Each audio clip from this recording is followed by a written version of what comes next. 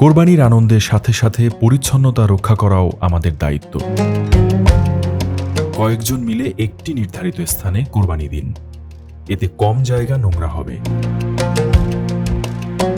কোরবানি শেষে পশুর রক্ত, চামড়া, ময়লা পানি ও অন্যান্য বর্জ্য দ্রুত সরিয়ে ফেলুন। পশু কোরবানির স্থানটি ভালোভাবে ধুয়ে ব্লিচিং পাউডার বা জীবাণুনাশক ব্যবহার করুন। পশুর বর্জ্য মাটি চাপা দিন, এতে দুর্গন্ধ ছড়াবে না এবং পরিবেশ সুরক্ষিত থাকবে। ছুরি, বটি, চাপাতি ইত্যাদি পরিষ্কার পরিচ্ছন্ন করে সুরক্ষিত স্থানে এবং শিশুদের নাগালের বাইরে রাখুন। চলুন সবাই সচেতন হই, স্বাস্থ্য ও পরিবেশ বাঁচাই।